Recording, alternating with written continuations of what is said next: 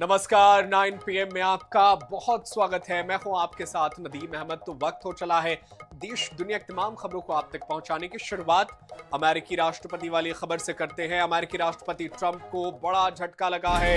अमेरिकी supreme court से बड़ा झटका लगा है। सुप्रीम कोर्ट ने टैरिफ को अवैध बताया है।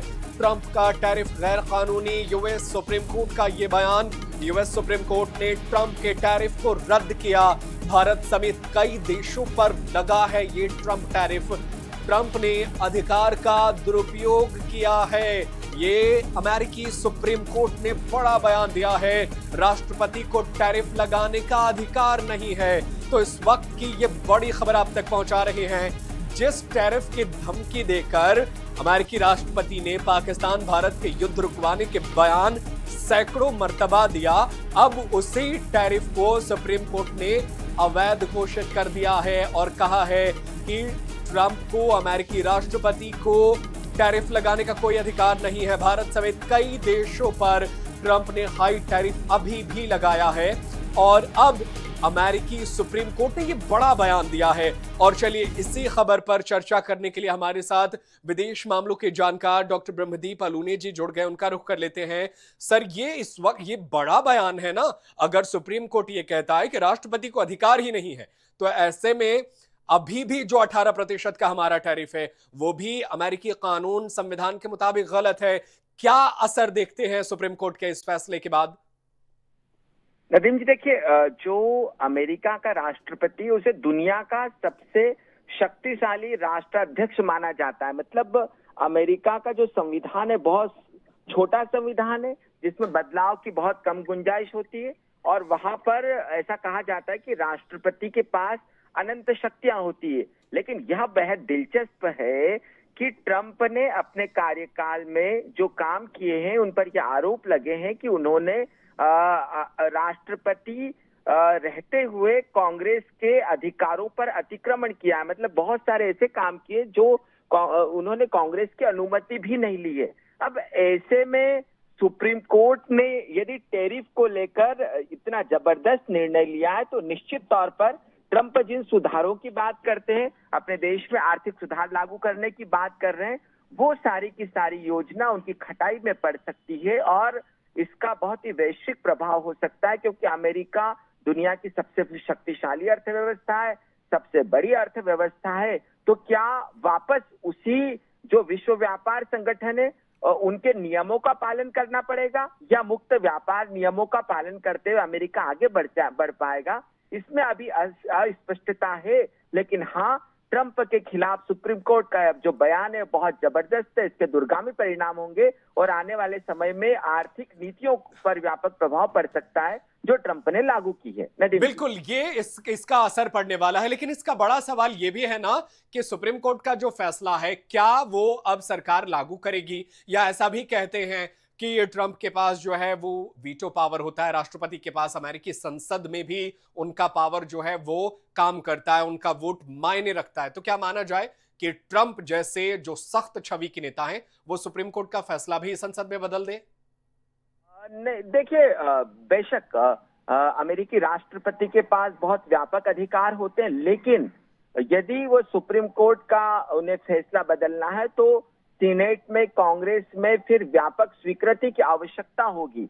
तो फिलहाल यह कह देना कि सुप्रीम कोर्ट के आदेश को दरकिनार कर देंगे, क्योंकि आपको याद होगा नदीम जी, कुछ दिनों पहले ट्रंप ने यह जरूर कहा था कि अमेरिका की सुप्रीम कोर्ट कोई भी ऐसा नहीं निर्णय लेगी जो कि अमेरिका के आर्थिक हितों के विरुद्ध हो। इसका मतलब है कि उन्हें इस बात का अंदेशा था। तो अभी फिलहाल ट्रंप ऐसा कोई संवैधानिक संकट उत्पन्न करेंगे इसकी संभावना कम ही है। लेकिन हाँ, आने वाले समय में इसको लेकर कांग्रेस और सीनेट में भी काफी घमासान देखने को मिल सकती है। और जो मध्यावधि जो कुछ आने वाले समय में अभी ट्रंप को कुछ चुनाव का सामना भी करना है तो वहां पर भी इसके परिणाम देखने को मिल सकते हैं। बिल्कुल, लेकिन सर एक बड़ा सवाल ये भी है ना कि ट्रंप एक दो दिन से एक दलील दे रहे हैं। वो कह रहे हैं कि टैरिफ को बढ़ाने की वजह से अमेरिका का जो घाटा है, जो राजकोषीय घाटा कहते हैं, वो कम हो रहा है। क्या ये दलील मायने रखेगी अमेरिकी जनता के बीच में ताकि वो टैरिफ के पक्ष में खड़े रहे ट्रंप? नहीं देखिए नदीम जी, आपका सवाल बड़ा दिलचस्प है। दरअसल अमेरिका की जो सुप्रीम कोर्ट है वो अमेरिका के की संप्रभुता के अंतर्गत आती है। तो ऐसे में क्या अमेरिका की संप्रभुता से बढ़ के वैश्विक हित हो सकते हैं? तो यहाँ पर अमेरिका की सुप्रीम कोर्ट में यदि एक बार फिर इस पर बात होती है, यहाँ पर बहस होती है, तो बहस का मुद्दा यह जरूर हो सकता है कि अंतर्राष्ट्रीय हितों को देखना चाहिए या अमेरिकी हितों को। तो यह एक संवैधानिक मुद्दा है जो बहुत दिलचस्प हो सकता है। बिल्कुल, और ये भी तो असर पड़ने वाली बात है ना कि आप पूरी दुनिया के जो है सबसे ताकतवर मुल्क हैं, आपके डॉलर पर इफेक्ट पड़ता है, पूरी दुनिया आपसे खरीदारी करती है, आपके यहाँ सामान बेचती है, तो वो फैसला करे जिस पर पूरी दुनिया के लिए फायदेमंद हो। बहुत शुक्रिया डॉक्टर ब्रह्मदीप अलूनी जी। अब देखना होगा कि इस पूरे मामले पर ट्रंप का क्या रिएक्शन आता है और उनकी सरकार किस तरीके से आगे इस पर फैसला लेती नजर आती है। फिलहाल सुप्रीम कोर्ट से ट्रंप सरकार को बड़ा झटका लगा है। और चलिए खबरों में आगे बढ़ते हैं और अब बात दिल्ली में एआई इंपैक्ट समिट के करते हैं। दरअसल एआई इंपैक्ट समिट में यूथ कांग्रेस ने हंगामा खड़ा कर दिया। भारत मंडपम में यूथ कांग्रेस ने शॉर्टलेस होकर प्रदर्शन किया। एआई समिट के दौरान यूथ कांग्रेस के कार्यकर्ताओं ने भारत अमेरिका ट्रेड डील का विरोध करते हुए नारेबाजी की। पुलिस ने सभी प्रदर्शनकारियों को हिरासत में ले लिया है। वहीं कांग्रेस के प्रदर्शन पर भाजपा ने इसे देश विरोधी हरकत बताया है। भाजपा ने कहा कि कांग्रेस को देश के विकास से नफरत है। इधर यूथ कांग्रेस ने प्रदर्शन को जायज ठहराया है। यूथ कांग्रेस अध्यक्ष उदय भानु ने कहा कि हमने युवाओं की आवाज उठाई है। वहीं पुलिस भारत मंडपम में प्रदर्शन और हंगामे को लेकर एफआईआर दर्ज करेगी। तो एआई समिट चल रहा है दिल्ली में, दुनिया भर के अलग अलग राष्ट्र के अध्यक्ष भी मौजूद रहे, कई कंपनियों के सीईओ मौजूद रहे और यहां पर शॉर्ट उतार करके प्रदर्शन किया गया। इसके बाद से अब इसकी जमकर आलोचना कर रही है बीजेपी। दरअसल एआई समिट में कांग्रेस के कार्यकर्ता पहुंच गए और यहां पर उन्होंने अपने कपड़े उतार दिए और शर्टलेस होकर के उन्होंने प्रदर्शन किया। दरअसल भारत अमेरिका के बीच जो ट्रेड डील हुआ है उसी ट्रेड डील का ये लोग विरोध कर रहे थे। यूथ कांग्रेस ने प्रदर्शन किया जिसके बाद से तुरंत दिल्ली पुलिस एक्शन में आई और सभी को हिरासत में ले लिया। अब इस पूरे मामले में केस दर्ज किया जा रहा है। वहीं बीजेपी का कहना है कि यह देश विरोधी हरकत है, इससे देश की बदनामी होती है। दुनिया भर के कई देश के सीईओज आए हुए हैं, कई राष्ट्राध्यक्ष आए, फ्रांसीसी राष्ट्रपति भी इस कार्यक्रम में शामिल हुए थे, ब्राजीली राष्ट्रपति भी इस कार्यक्रम में शामिल हुए थे। ऐसे में दुनिया के सामने, भारत के सामने ये गलत छवि पेश की गई है, ये आरोप है बीजेपी का। एआई समिट में हंगामे की तस्वीर भी आप तक पहुंचा रहे हैं। दरअसल ये हंगामे की वजह अमेरिका भारत के बीच जो ट्रेड डील हुआ है उसका विरोध करते हुए किया गया। हिरासत में प्रदर्शनकारियों को ले लिया गया। ऐसे में बड़ा सवाल यह है कि इसके पीछे क्या सोची समझी रणनीति थी। जब पूरी दुनिया के अलग अलग देशों के वैश्विक नेता, मेहमान एक जगह मौजूद हो, यहां पर इस तरीके से प्रदर्शन करना क्या जायज है? विरोध करने का क्या ये तरीका सही है? क्योंकि इससे पूरी दुनिया में एक मैसेज जाता है। और इस पूरे मामले पर जिम्मेदार नेताओं का क्या कुछ कहना है, आइए बयान सुनते हैं। आज यूथ कांग्रेस के साथियों ने एआई समिट में जाके पीएम इज कंप्रोमाइज्ड के नारे लगाए हैं और ये रोष सिर्फ हमारे यूथ कांग्रेस के साथियों का नहीं है, हर उस युवा का है जो आज बेरोजगार घूम रहा है और उस हर एक युवा को पता है कि हमारे प्रधानमंत्री कंप्रोमाइज्ड हैं और तभी ये बेरोजगारी कैसे दूर हो उसके बारे में कुछ नहीं सोच रहे। ये जो ट्रेड डील अभी यूएस के साथ हुई है, हम सब जानते हैं इससे हमारे देश के किसानों को और लोगों को नुकसान होगा, फायदा सिर्फ अमेरिका को होगा। कोई भी रीजन हो सकता है, एस्पिन फाइल में उनका नाम है या अडानी को बचाना है, कुछ भी कारण होगा, लेकिन नुकसान हमारे देश के युवाओं को हो रहा है और हमारा फर्ज बनता है उनकी आवाज उठाना। और यहां तक राहुल गांधी जी ने आज जो इंडियन नेशनल यूथ कांग्रेस से एआई समिट में प्रोटेस्ट करवाया, वे कपड़े उतारकर विदेशी मेहमानों के सामने, दुनिया भर से लोग जो एआई इंपैक्ट समिट में पहुंचे हैं उनके सामने जो ये नंगा नाच किया, ये बहुत ही शर्मसार है। शायद राहुल गांधी जी महसूस ही नहीं कर रहे कि वो कांग्रेस गिरती गिरती गिरती कितना नीचे गिर गई कि आज अपनी सत्ता की लालसा को पूरा करने के लिए वो विदेशी मेहमानों के सामने ये कपड़े उतारकर नंगा नाच कर रहे हैं। और चले खबरों में आगे बढ़ते हैं। देश में कहीं भी बाबरी मस्जिद ना बनने पर दायर याचिका पर सुप्रीम कोर्ट में शुक्रवार को सुनवाई हुई। सुप्रीम कोर्ट ने देश भर में बाबर या बाबरी मस्जिद के नाम पर किसी भी मस्जिद के निर्माण या नामकरण पर रोक लगाने की मांग से जुड़ी जनहित याचिका को ही खारिज कर दिया। याचिकाकर्ता ने सुप्रीम कोर्ट में दलील दी थी कि बाबर अतिक्रमणकारी था, उसके नाम पर कोई मस्जिद नहीं बनानी चाहिए और ना ही किसी मस्जिद का नाम उसके नाम पर रखा जाना चाहिए। बाबर ने हिंदुओं को गुलाम कहा था। बता दें कि टीएमसी के निलंबित विधायक हुमायूं कबीर ने पश्चिम बंगाल के मुर्शिदाबाद में 6 दिसंबर 2025 को बाबरी मस्जिद के निर्माण का शिलान्यास करने की घोषणा की थी। 6 दिसंबर को प्रतीकात्मक तौर पर बाबरी मस्जिद के निर्माण कार्य की नींव भी रखी गई। वहीं 11 फरवरी से निर्माण कार्य भी शुरू हो गया है, लेकिन इसे लेकर पश्चिम बंगाल से उत्तर प्रदेश तक सियासत की और सियासी से जुड़ा पारा जो है वो चढ़ा हुआ है और मांग की जा रही है कि इसको जो है रोका जाए, लेकिन सुप्रीम कोर्ट ने इसे खारिज कर दिया। बाबरी मस्जिद न बनने की मांग वाली याचिका सुप्रीम कोर्ट ने खारिज कर दिया। सुप्रीम कोर्ट ने कहा है कि इसे हम रोक नहीं लगा सकते। बाबरी मस्जिद की जो याचिका थी उसे ही खारिज कर दिया गया। बाबर के नाम पर यह पूरा संग्राम है। दरअसल अयोध्या में बाबरी मस्जिद के बाद ही वहां पर राम मंदिर का निर्माण हुआ और अब उसी नाम का इस्तेमाल मुर्शिदाबाद में करके एक मस्जिद बनाई जा रही है।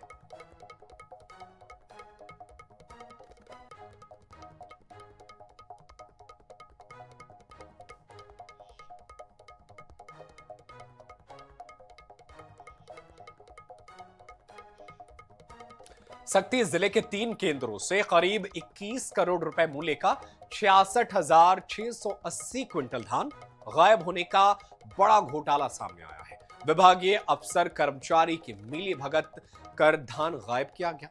इस मामले में जयपुर विधायक बालेश्वर साहू ने कहा कि पूरे प्रदेश में धान खरीदी में अनियमितताएं सामने आ रही हैं। सक्ती जिले के सक्ती, डभरा, बोड़ा सागर संग्रहण केंद्रों में 21 करोड़ रुपए का धान गायब हो गया है। विधायक ने शासन प्रशासन से निष्पक्ष जांच कर दोषियों पर कड़ी कार्रवाई की मांग की है।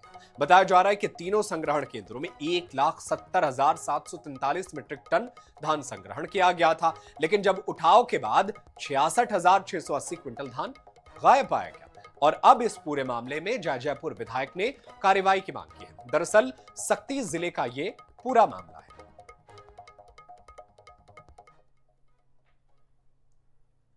साल 2024-25 में जिले के 3 संग्रहण केंद्र है सक्ती जिले में। वहाँ पे 1,70,743 मैट्रिक टन धान का भंडारण किया गया था। उसमें अराउंड 12 महीने उसके निराकरण में लग गए और 6,668 MT उसमें शॉर्टेज आया। सक्ती ही जिला नहीं, पूरे प्रदेश की बात है। लगातार धान खरीदी में अनियमितता संग्रहण केंद्र द्वारा पूरी तरह से खरीदी केंद्र से धान लिया जाता है। 1 किलो का शॉर्टेज उनको बर्दाश्त नहीं होता है और सक्ती जिले में 66,880 कुंटल धान का चूहा खा जाना या सुखद बताना या शॉर्टेज हो जाना बड़ी अनियमितता है। मेरे को आज आपके माध्यम से पता चला है छत्तीसगढ़ में मोदी की गारंटी और विष्णु के सुशासन वाली सरकार है। निश्चित ही अगर इस प्रकार का कोई मामला है तो दोषियों के ऊपर सख्त कार्रवाई की जाएगी। छत्तीसगढ़ प्रभु श्री राम का ननिहाल है। भगवान के ननिहाल में ही माता कौशल्या का एकमात्र मंदिर भी है। चंदखुरी में स्थित मंदिर में जल्द नई मूर्ति स्थापित होने जा रही है। मूर्ति ग्वालियर से रायपुर के लिए रवाना हो चुकी है। इसी के साथ सियासी घमासान भी तेज होता नजर आ रहा है। दरअसल भगवान राम की नई प्रतिमा जो है वो ग्वालियर से आ रही है और इसे पुरानी प्रतिमा के स्थान पर लगाया जाएगा। भगवान राम की प्रतिमा बदली जाएगी। मूर्ति पर सियासत भी गरमाई। दरअसल कांग्रेस ने गुमराह करने का आरोप लगाया है। वहीं भाजपा का कहना है कि कांग्रेस इस पूरे मामले पर माफी मांगे। और वहीं आपको बता दें कि गरिमा के विपरीत लगाई गई थी मूर्ति। ये बीजेपी का कहना है 3 दिन में ये नई प्रतिमा जो है वो पहुंचेगी और इस नई प्रतिमा को, पुरानी प्रतिमा को हटाकर वहां पर नई प्रतिमा स्थापित की जाएगी। इस पर सियासत हो रहा है। बीजेपी कह रही है कि कांग्रेस को माफी मांगनी चाहिए। तो ये वही प्रतिमा जो आपकी टीवी स्क्रीन पर नजर आ रही है। देखिए ट्रकों में इसे रखा गया है और ग्वालियर से रायपुर का सफर भी शुरू हो चुका है और नई मूर्ति जो है वो लगाई जाएगी।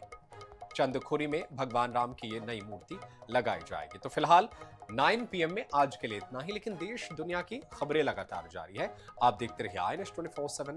धन्यवाद।